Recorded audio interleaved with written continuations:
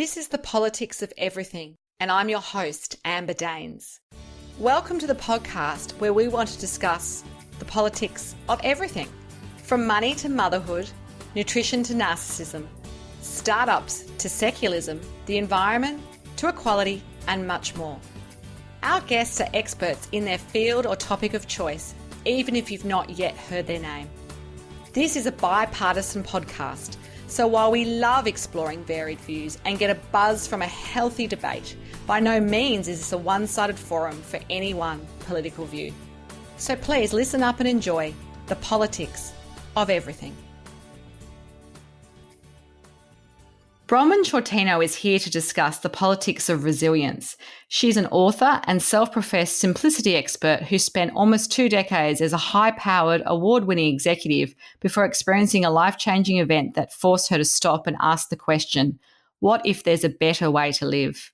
Through a journey of self-discovery, Bronwen gained the knowledge and wisdom to write a book, Keep It Super Simple, Tips from a Recovering Perfectionist, and encourages people to step away from a traditional life if they want to.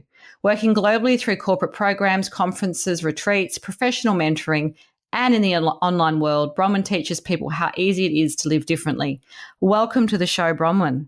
Thanks so much for having me, Amber. I can't wait to see where our conversation leads us. It should be fun. So diving back into your childhood, growing up, how would you describe your experience as a kid in a few sentences? What kind of kid were you and what did you like to do?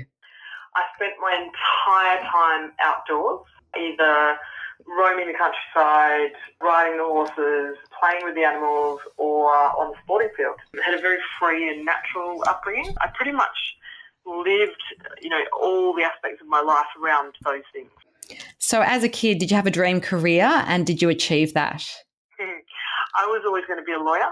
That was just the thing that I always wanted to do. No, I didn't end up being a lawyer. I ended up in the corporate world teaching people how to grow their businesses in the small to medium enterprise space. So, it took a really strange trajectory from, the one thing I always wanted to be when I was growing up, but still ended up in the corporate world. And so your early career, what did that involve? What did it look like? And did you have any lessons that you learned over that time in corporate? Yeah, my early career, I ended up in a very male-dominated industry, and my early career was very much as a young female in a male-dominated industry. And there were lots of lessons that came with that, and mostly how to actually succeed and grow and develop and remain true to myself within that environment. And that was something that I found very difficult, and it took me a long time and a significant health crisis to actually really learn my lessons around that. And what were some of those lessons in terms of, I guess, maybe resilience or health or well-being? What were some of the key things that, reflecting now, you realise were the lessons that you had to learn? Yeah, I think probably there's two main lessons, and the first one of those is that we don't have to be stressed and exhausted to be successful. I think that as a society we hold that belief at the moment, and with the speed of our lives and the invasion from every corner of our lives now, there is so much pressure 24/7 for us to be constantly, on the money, on the path, achieving something every second of every day. And that brings a significant level of stress and exhaustion with it. And along the way, we've just accepted that that is normal. And there is nothing normal about being stressed and exhausted, at a chronic level on a constant basis. And I think even just using the words on a chronic level on a constant basis, there'd be a lot of people that would just be going, oh yeah, but stress is normal. And I think we've just accepted now that these significant levels of being so tired and under so much pressure all the time is something that is just a normal part of life. Absolutely. Genetically we're not built to actually be able to maintain that and sustain that for long periods of time. And so that does significantly impact on our health, both physical and mental, and we're just completely oblivious to it because we've been taught to believe that it's normal. The second thing, I guess, that comes off the back of that is that we are so afraid of change in our lives that we're now more afraid of change than we are afraid of dying. And why do you say that? I'm curious about that. What is it about that change element you think that's created so much fear? Yeah, I think, if you look at the way that we're socially conditioned and to a certain extent brainwashed as we're children, and that comes from, our friends, our family, the community, the school we go to, the sports club we play at, the music place that we go to, any of those things, they all have their rules around what's right, what's wrong, what's good, what's bad, what's acceptable, what's not. And over time, we just get pushed and pulled and squashed into a shape that's not naturally our own. And when you look at the way that social conditioning occurs, it usually occurs with the bad things being, really threatened with punishment and ostracism and all of those sorts of things that make us feel really uncomfortable and really bad within ourselves. So we naturally move away from those things. And now I think that our lives are so visible, and with social media we have to be so switched on and we have to appear like we're achieving something all the time. We're more and more afraid to step out of line because it's no longer just the circle of friends around us that have something to say. It's people from all over the world that perhaps don't even know us who can actually now have a say, and it can be so on such a much more significant scale, the backlash, I guess, around that conditioning if somebody decides that you've done something that's not appropriate. And so that level of fear around who we are, how we behave, what we do and how we do it is so much more heightened than it ever used to be. And so we now drive ourselves in a way that's not necessarily aligned with who we are. And we end up in situations where we're under so much pressure for such a long period of time that we actually can't physically or mentally take the pressure anymore. And it just creates a trigger point where we collapse. And that obviously happened to you. That was something that you're obviously telling something from a personal perspective. And I guess on the back of that, what would be a shining example of a time when you really had to learn to become more resilient? Yeah, well, I guess firstly, the thing to understand about resilience is that that also is so misunderstood, and it's been taken to a place now where resilience really is seen to be your ability to keep going and keep turning up and not getting sick and all of these sorts of things. But resilience is actually your ability to stay true to who you are and aligns with your values no matter what is going on around you. And those are two very different things. And so people are often really confused when, it becomes a bit of a buzzword and I've had people sitting in front of me in a mentoring session saying, my boss has just said that I need to be more resilient, but, all of these things. And I don't understand because I thought it was resilient, but, and so it's really quite a confusing word to start with. So for me, I had to, when I collapsed in a significant way. And it took me 2 years of really hard, long, confronting, daunting and overwhelming work with health professionals to get myself back to a point where I could actually exist in just a day-to-day life. And so through that process, I really had to learn who I was again. I had to reconnect with the things that were important to me.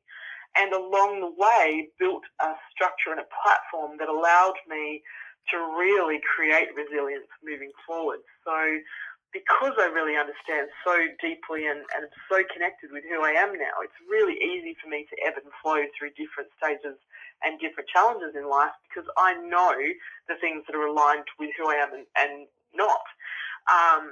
So I guess, a lot of my work now is about teaching people how to actually create that platform so they don't have to go to the level that I went to. Absolutely. So how do you define real resilience in an era which, like you say, it has become a buzzword? Yeah, I think real resilience is really about understanding who you are and coming back to the basics of being able to look at yourself in the mirror and know who you're looking at. So what would be an example of that? Like, is this about your values? Is this about, what you want to achieve? How do you define that in a really granular way? Yeah, I think the first step is to actually understand how you re-energize your energy. So we all have an energy tank within us, and a lot of us are really just constantly draining from that energy tank and not refilling it. So I think the first thing to understand is, where you actually get your energy from, how you get it, and then make sure you've got those activities every day in some form that allow you to refuel your energy tanks. Once you can do that, you've got a better connection with who you are yourself. You can then start understanding and defining what your values are. And once you know what your values are, it's really easy to decide what you do and don't want to be doing in your life because you know what is and isn't aligned with your values. So I think that makes it so much easier in moving forward and in actually challenging yourself to take those little steps to make some changes because you're so much sure of the footing that you've got when you're walking. And you do harp on this idea that we all need added resilience because we are more stressed and exhausted than ever before. And probably instead of being more resilient, quote unquote, we need to learn to be more connected and simplify our lives. So can you sort of explain how you might have done that in your own life? What's the simplification piece and how can that give us perspective to perhaps become resilient in a good way? Yeah, so for me, I really have a look at the simplicity piece, and that is really about, really getting rid of the things that are complex in your life. So a perfect example of that for me was, I found myself in a situation where I was trying to be three different people in different situations. So I had Bronwen at home, Bronwen at work, and then Bronwen in a social setting. Bronwen at home and Bronwen at work had different surnames. And Bronwen at home and Bronwen at work had different signatures. And, that was fine when you can keep those places separate. But then when you start travelling for work and you've got Bronwen at home's surname and you've got to remember who you're signing with in different situations and all of that sort of stuff, there's so much complexity around that. And that all came out of a situation where my maiden name was so much easier to say and pronounce than my married name was. And I had a corporate identity and all of those things. And so I thought I'll just keep my maiden name for work and, at home I'll just be, my married name. But it created such a complex situation that just added pressure that didn't need to be there. So one of the first things I did when I was going through my recovery from a breakdown was to actually look at those things and those areas where things really were complex and just created, added things I didn't need, and I just completely simplified them. I became one person, just did one thing, one signature, one surname, all of those sorts of things, and there's a whole heap of pressure that drops out of your life. I think also it's really about understanding exactly how your life is set up. So things like, if you catch yourself comparing your life to somebody else's life that you see in social media, for example, you really need to put an overlay on that in your thinking and just say, but hang on, that's social media, that's actually a virtual world. I'm comparing my real life with a virtual world. They're never going to match. So it's understanding some of those simple things and really just allowing yourself a bit of self-compassion that just says, hang on, I'm okay, I'm doing okay, I'm doing what's aligned with my values, I'm doing what's aligned with who I am. I don't need to worry about all that other stuff. It's interesting you mentioned those two examples. Number one, I have still kept my maiden name after 12 years for work. So I'm Amber Daines and I'm Amber Unger in the rest of my life. And I haven't even thought that that's made my life complicated. I do know what you mean about the administrivia, but I guess I kind of must be old journalist in me. I just can't get rid of my maiden name. And my married name, Amber Unger, just doesn't sound that great, to be honest, phonetically for me. So I went from, one name which I love to one that I wasn't so happy with. But yes, I think it depends, I guess, what your tipping points are. But the piece about social media is interesting because I've got a journalist friend who you would imagine needs to be on social media for her work. She's a senior freelancer in the business space, but she actually has no social media accounts now, none. And she reckons that's changed her life completely because she has a high volume workload. And she just said, I feel like it's a chore, all this keeping up with Instagram and tweeting and, all the things that she said, now I read like 2 books a week because I just don't do that stuff. So I think for some people it'll be about even taking that next step is what I'm saying and actually maybe opting out of social media for a period or, simplifying how many accounts they have because that definitely is something which didn't exist 10, 15 years ago. Yeah, totally. And I find as well, I have social media. I have it for my business because my business is global, and that's it's actually a really easy and simple way for me to connect with followers from all around the world. But I'm only posting once or twice a day. I've only got 3 accounts, and those things are relatively connected. So I don't necessarily need to do 3 different things for the 3 different accounts. I've really simplified how I use it, when I use it, and the role that it plays in my life. I don't spend hours trawling through it. My personal account pretty much is just a share from my work accounts. I think you're right. It's a bit like the surname for you kind of doesn't create a massive issue, whereas for me it created this massive complexity. It's different horses for different courses, and I think that's a really important thing to sort of talk about is we are all unique individuals, and what works for me won't necessarily work for everybody else. But there might be bits of it that you can take and say, hey, I might give that a go. So I think, for your journalist friend, it's the perfect example of, this stuff was just creating havoc in my life. I've got rid of it, I've simplified what I'm doing, and now I get to do these other things, which I really love. And it also means her and I catch up in real life more often because she has no idea what's happening in my life. And so I think from a relationship point of view, if relationships with close friends are important to you, that is one way, I guess, to create the perspective on that. Totally, yeah. And I think that's something really that's part of that connection piece is, to reduce the stress and the exhaustion is to start getting back to those things that really feed us from a soul level and, make us happy and create that light and colour in our lives instead of just the dull, grey, tired, exhausted slog. Absolutely. So where do many people go wrong when they try to be more resilient in your experience, maybe from your coaching work that you do? I mean, is there any sort of patterns where people kind of, the man up language or the get on with it, or I'm just going to work harder and then I'll get a break? I mean, is there sort of some mindsets which people adopt when they maybe are stressed and they actually think they're being resilient and they're not? Yeah, I think the biggest one is soldier on. You just push through. If you can push through, just get through this, just get to the end of this and then it'll all be okay. But the problem is because you've created that environment and you've created that habit and you've created that way of life, that becomes your way of life. So as you just push through this, the next thing comes in and then you just push through that. So I think the biggest thing that I see is, that fear around change.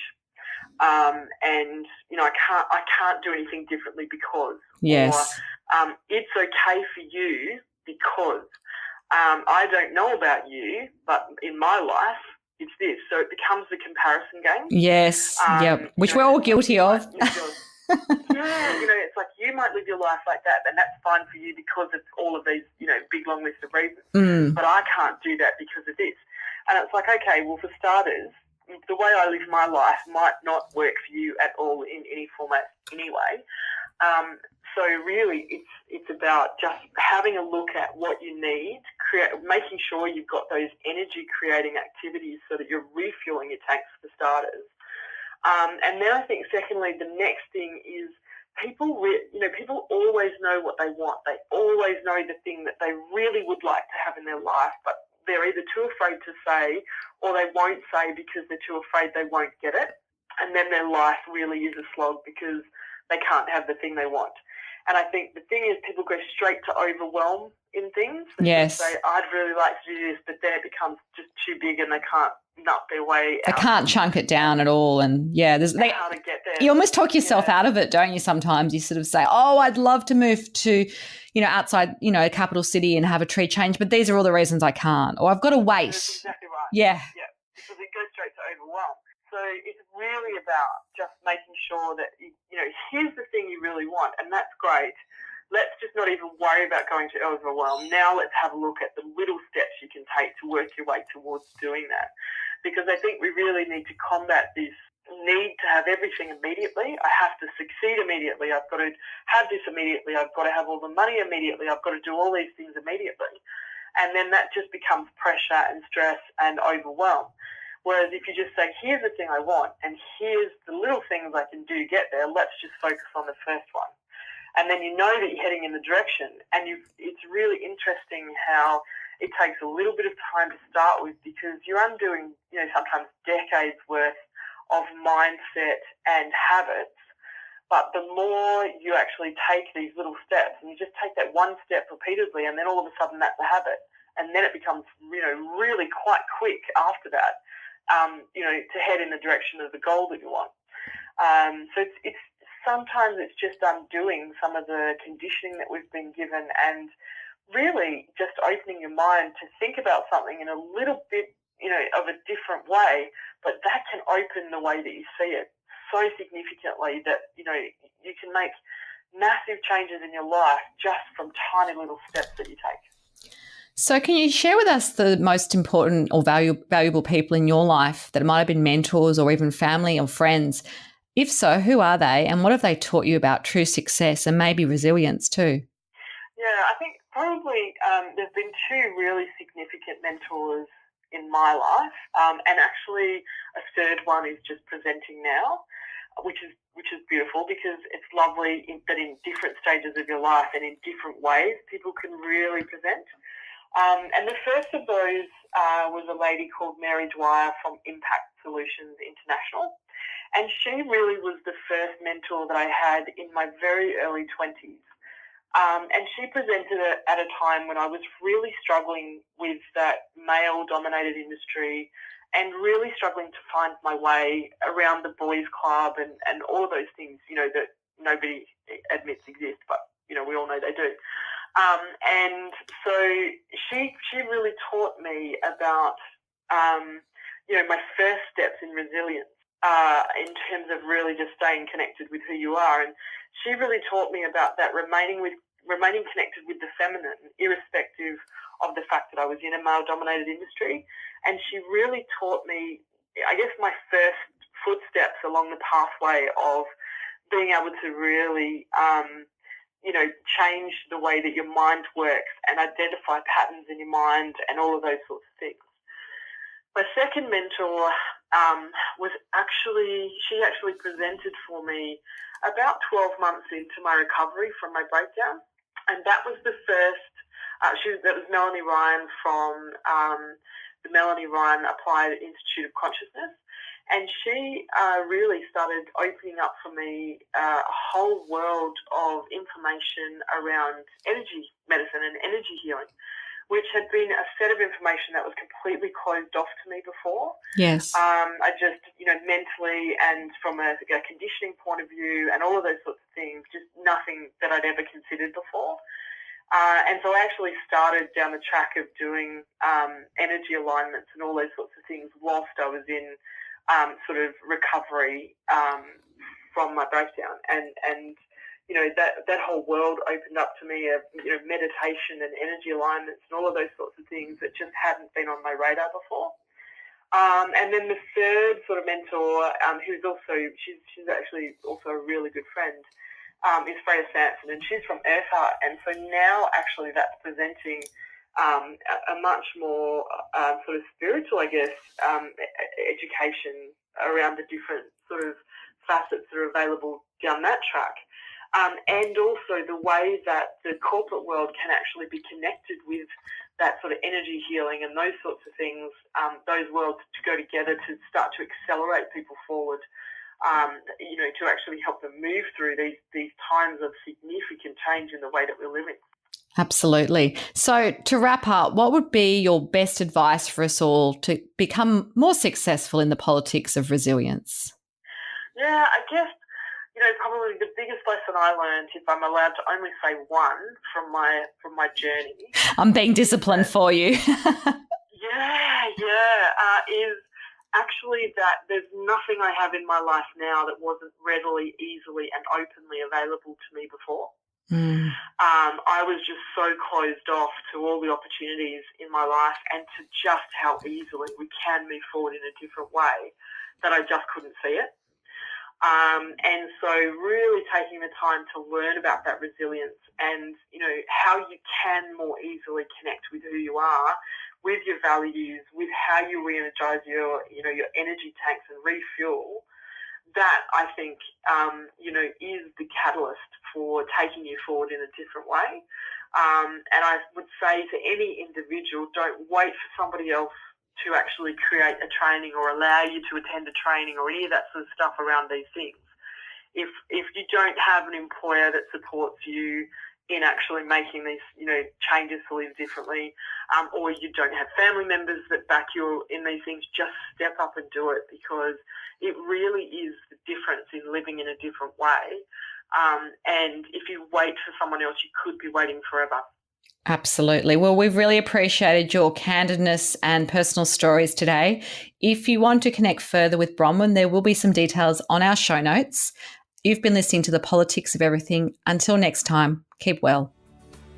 Thanks for listening today. If you've enjoyed The Politics of Everything, we thrive on feedback. So please add a short review and share the podcast with your network and your friends and family. I'm also always on the hunt for fabulous new guests, so if you've got a view to share and an idea how to get our listeners excited, please email me at amber@bespokecoms, that's BESPOKECOMMS.com.au, and we'll be sure to get back to you. Until next time.